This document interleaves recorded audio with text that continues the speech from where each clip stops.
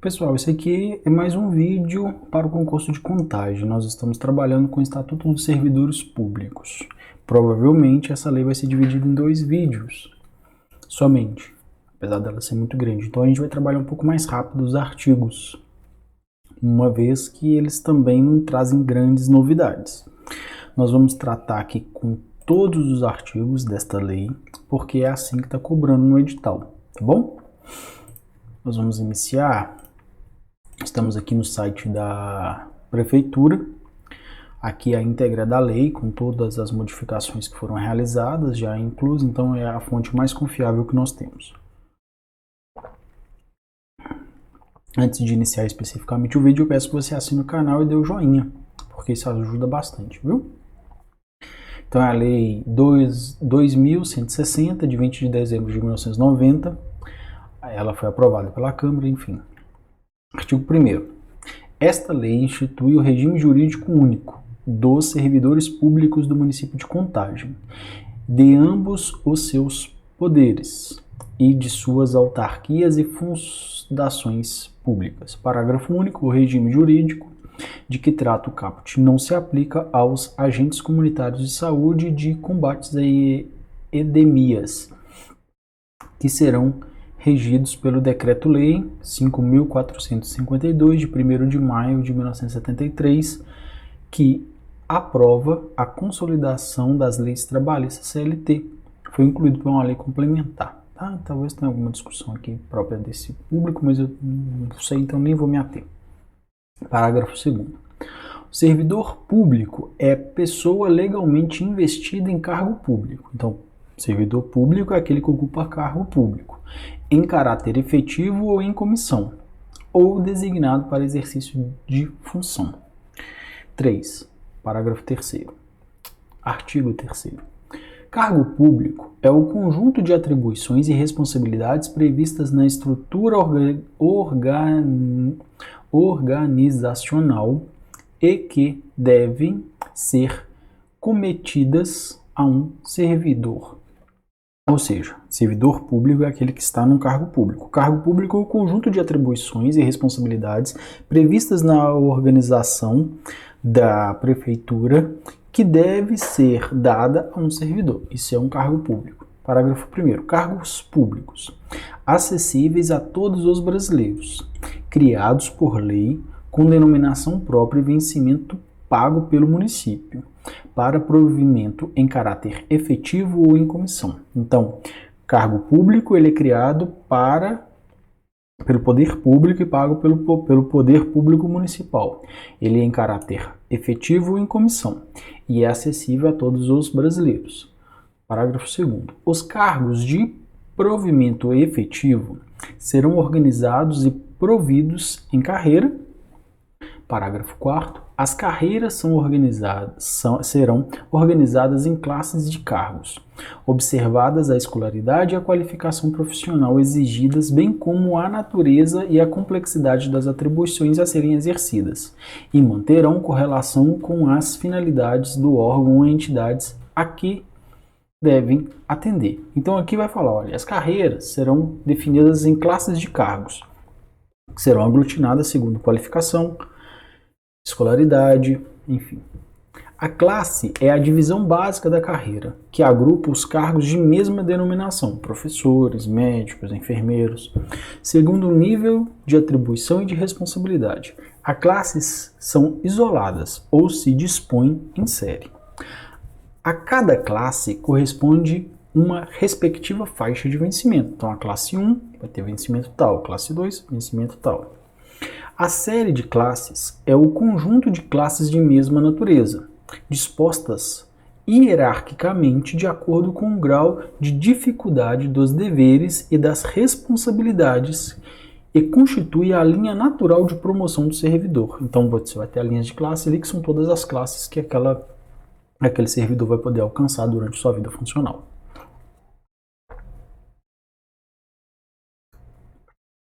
As carreiras poderão compreender séries de classe do mesmo grupo profissional, escalonadas nos níveis básicos, médio e superior, observada a mesma identidade funcional, As atribuições das classes serão definidas em lei específica, vedado o desvio de função. Artigo 5º. O quadro é o conjunto das carreiras, englobando as classes integrantes das estruturas do poder do município, dos poderes do município, suas autarquias e fundações públicas. Função pública é o conjunto de atribuições e responsabilidades não integrantes de carreira provida em caráter transitório, nas hipóteses autorizadas por lei. Então você tem a função pública, ela vai ter uma atribuição e responsabilidade, mas ela não é de carreira e ela é transitória. Então você vai ter a função pública tal para tal momento, assim que finalizar aquilo, a função acaba, se extingue. É vedada a prestação de serviços gratuitos, salvo em caso previsto em lei. Então, para trabalhar na prefeitura, você não pode trabalhar de forma gratuita. Você não pode ser um professor municipal e lecionar como qualquer outro sem receber para isso. Título 2 do provimento, vacância, remoção e substituição. Capítulo 1 do provimento. Seção 1, disposições gerais. Artigo 8º. São requisitos básicos para ingressar no serviço público municipal. Então, aquilo que é básico: ser brasileiro, gozar dos direitos políticos, quitação com as obrigações militares e eleitorais, militares no caso de homens, o nível de escolaridade exigido, então para ser professor precisa ter um curso superior reconhecido naquela área, idade conforme estabelecida no edital, 18, 21 anos, a depender, boa saúde física e mental, que vai ser verificada por meio de exames. As atribuições do cargo podem justificar a exigência de outros requisitos estabelecidos por lei, em lei, tá? Então, pode ser que um outro cargo tenha alguma função específica ali que você vai ter que executar, então precisa ter um requisito, uma atribuição básica para aquele cargo. Parágrafo 2º. As pessoas com deficiência assegurado o direito de se inscreverem em concursos para provimento de cargos cujas atribuições sejam compatíveis com a sua deficiência, sendo a elas reservadas 10% das vagas oferecidas no concurso. É uma modificação de 2019, uma lei complementar de 2019, 10% para as pessoas com deficiência. Artigo 9, mas isso também tem que estar adequado à sua própria capacidade, evidentemente. Artigo 9. O provimento dos cargos públicos far-se-á mediante ato da autoridade competente de cada poder, do dirigente superior da autarquia ou de fundação pública. Então, o provimento vai se dar pela autoridade competente para dar esse provimento. Artigo 10. A investidura do cargo público ocorrerá com a posse, então você só investe no cargo público com a posse. Artigo 11. São formas de provimento do cargo: nomeação, promoção, acesso, reversão, reintegração e transformação. A readaptação foi retirada, né? Por ser declarada inconstitucional. Nomeação, promoção, acesso, reversão, reintegração e transformação. Se eu não me engano, o concurso de Betim cobrou exatamente isso daqui. Deu um dos exemplos e pediu para a gente marcar qual que era. Nomeação, a gente vai trabalhar um por um, tá? Nomeação, da nomeação. Artigo 12. A nomeação far-se-á em caráter efetivo quando se tratar de cargo de carreira ou em comissão para cargos de confiança, de livre exoneração. Então, a nomeação é quando ela pode se dar duas formas: efetivo e para comissão.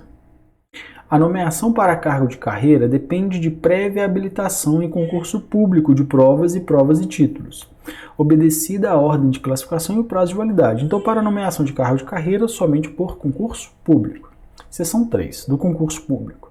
O concurso público terá validade de 2 anos, podendo ser prorrogado uma única vez, como diz, por igual período, como diz a nossa Constituição certinho. O prazo de validade do concurso e as condições de realização serão fixados em edital, que será publicado no Diário Oficial do Município e em jornal de grande circulação, até que seja criado o Diário Oficial do Município, a publicação dar-se-á no Diário Oficial do Estado. Hoje nós já temos o Diário Oficial do Município.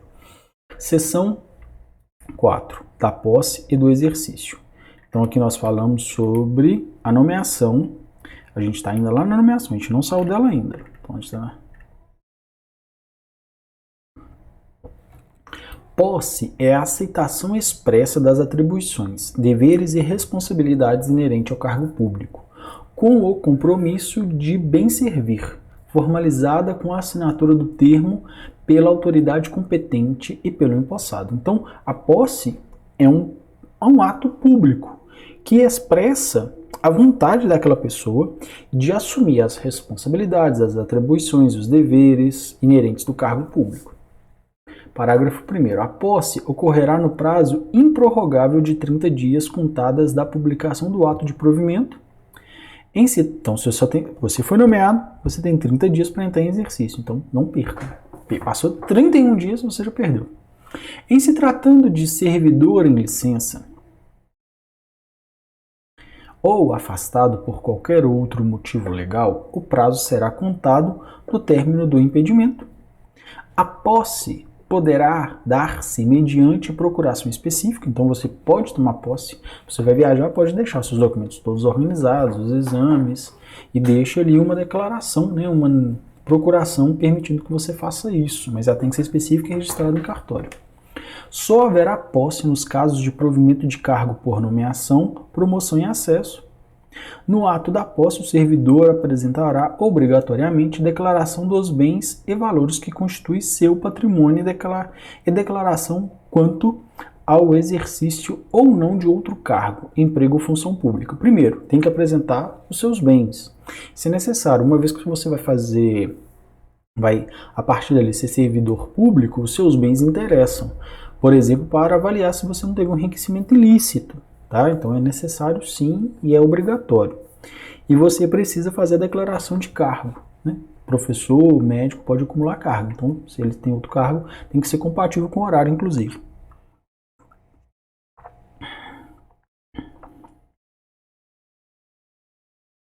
Será tornado sem efeito o ato de provimento se a posse não ocorrer no prazo previsto no parágrafo 1º. Então, passou 30 dias sem efeito. Artigo 16. A posse em cargo público dependerá de prévia inspeção médica oficial, né, para ver se você está bem, física e mentalmente. Parágrafo único. Só poderá ser empossado aquele que for julgado apto físico e mentalmente para o exercício do cargo. Artigo 17. O exercício é efetivo desempenho. O exercício é o efetivo desempenho de suas atribuições do cargo. Então, se você só está em efetivo exercício quando você executa efetivamente as funções do seu cargo.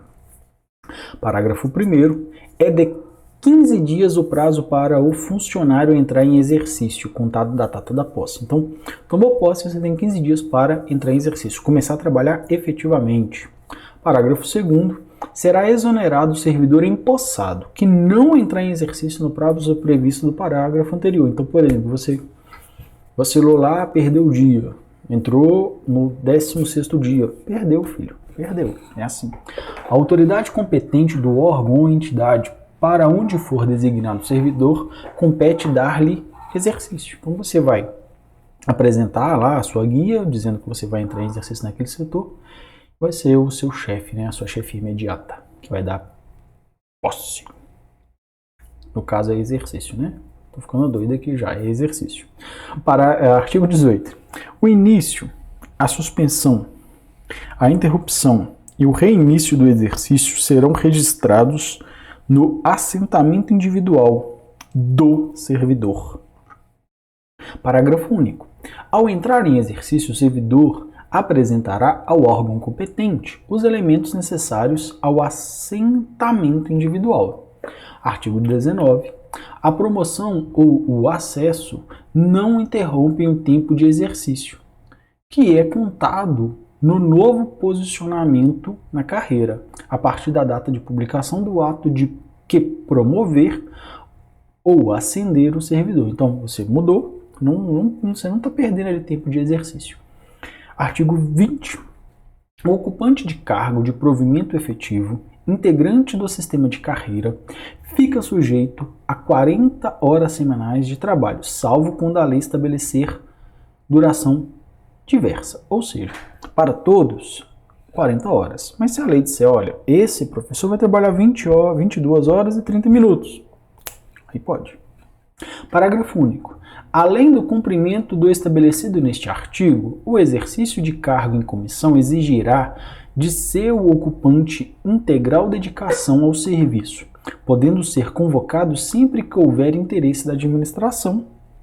Artigo 21. Ao entrar em exercício, o servidor nomeado para cargo de provimento efetivo ficará sujeito a estágio probatório, por período de 24 meses, durante o qual sua aptidão e capacidade serão objeto de avaliação para o desempenho do cargo, observados os seguintes fatores. Gente, aqui fala 2 anos, 24 meses, só que a Constituição são 3 anos, então vale o que está na Constituição. Você passa, você só acabará o seu período probatório depois de 3 anos, mas se cair na prova. Segundo o artigo 21 da Lei dos Servidores Públicos Municipais, 24 meses. Mas dificilmente isso vai ser cobrado, tá? Ainda mais que eles cobram a Constituição. Serão objeto de avaliação para o desempenho do cargo, observados os seguintes fatores. São fatores: assiduidade, chegar e cumprir sua função, seu horário de trabalho, disciplina, capacidade de iniciativa, produtividade e responsabilidade. Tudo isso vai ser avaliado.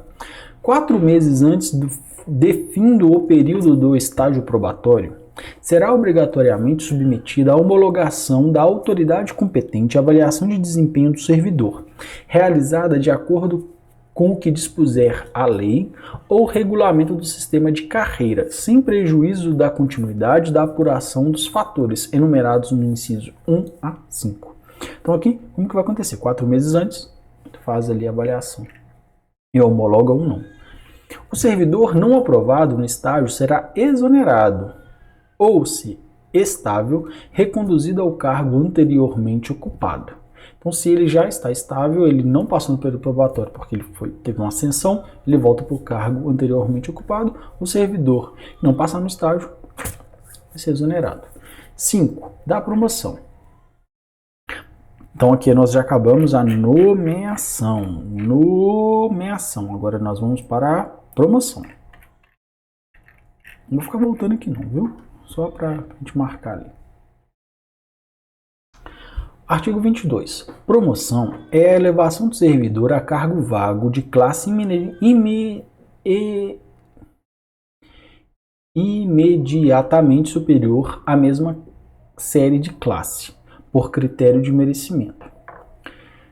Parágrafo 1º. Para candidatar-se à promoção, o servidor deve atender aos seguintes requisitos: encontrar-se em efetivo exercício na classe, ter no mínimo 365 dias de efetivo exercício no cargo, sem haver faltado mais do que 10 dias, não computados os afastamentos autorizados por lei, por exemplo, atestado médico, ter sido aprovado em seleção competitiva interna na forma de edital, sem prejuízo de atender à qualificação exigida na respectiva especificação da classe a que concorrer. Não concorre à promoção o servidor em estágio probatório. Essa promoção, ela vai permitir que a pessoa mude de cargo, né? Então vai ter ali também, inclusive, a qualificação. Ela está qualificada. Se eu não me engano, isso é inconstitucional, tá? No sistema público.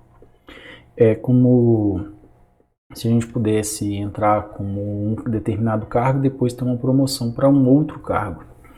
Eu acho que isso já não pode mais. Mas o que importa aqui é o que está na lei, porque a gente só precisa passar também. Depois a gente vê isso. Então lembra que a promoção é a elevação do servidor a cargo de classe eminentemente superior à mesma classe que ele ocupa. Então ele vai ascender a uma outra classe.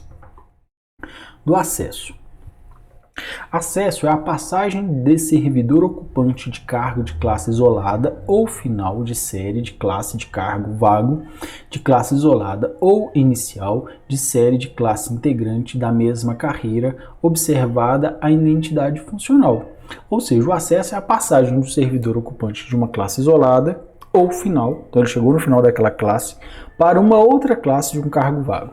Para obter acesso, o servidor deve estar em efetivo exercício na condição de titular de cargo de provimento efetivo, ter cumprido o requisito do parágrafo 1º do artigo anterior, que é estar naquele cargo há 365 dias, não está em estágio probatório, são destinados ao acesso no mínimo 1/3 das vagas transcorridas na classe isolada ou iniciais de séries de classe.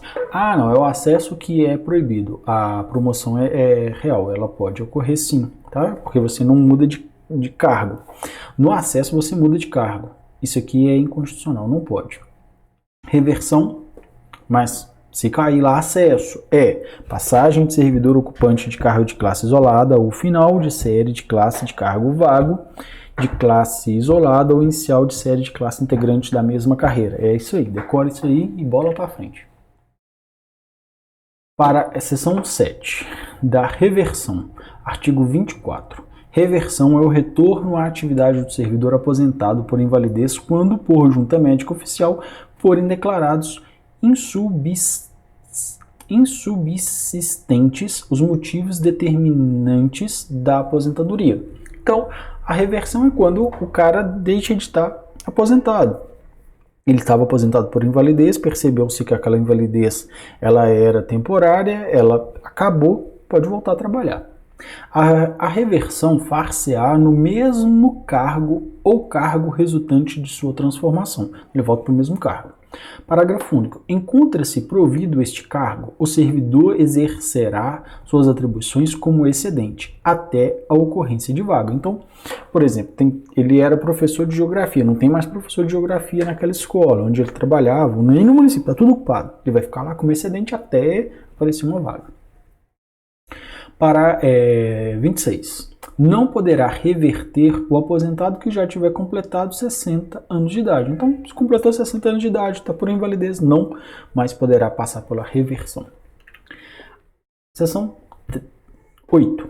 Da reintegração. Reintegração é a reinvestidura do servidor estável no cargo anteriormente ocupado ou no cargo resultante de sua transformação, quando invalidada a sua demissão por decisão administrativa ou judicial. Então ele foi mandado embora, foi exonerado, ele entrou na justiça, teve a ampla defesa e ele conseguiu provar que ele estava correto. Então ele vai ter a reintegração.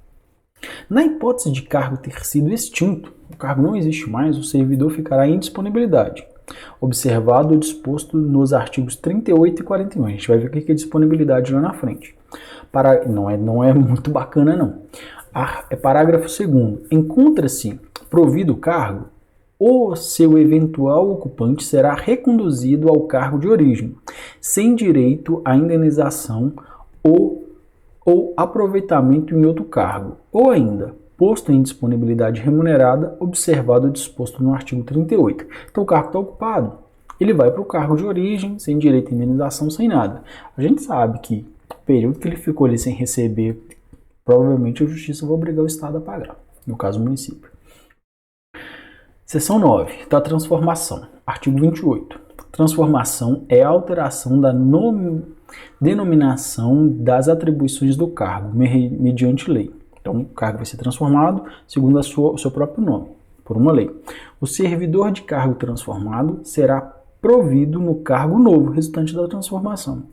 Então, por exemplo, tá ali o auxiliar de biblioteca. Aquele auxiliar de biblioteca não existe mais, agora ele vai ser o ajudante de biblioteca. Terrível o exemplo, mas é isso. Então ele foi transformado. Então o auxiliar vai virar ajudante. Aqui da readaptação, né? Lei inconstitucional. Então aqui já o relator foi o Antônio Hélio da Silva. Como era, né? Artigo 29. Essa é uma modificação de 2018, tá?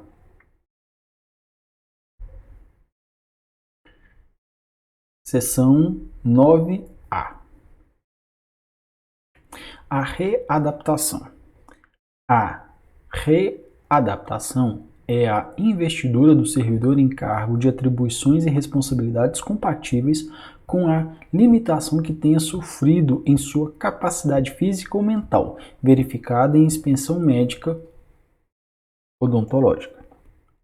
O que está dizendo aqui? Olha, readaptação é criar um cargo que seja compatível com a possibilidade física e mental daquele servidor que, por algum motivo, se tornou incapaz de executar a função que ele era efetivo. A readaptação será efetivada em cargos de atribuições fins, respeitada a habilitação exigida, nível de escolaridade e equivalência de vencimentos. E na hipótese de inexistência de cargo vago, o servidor exercerá suas atribuições como excedente, até ocorrer cargo vago. Ou vaga, né?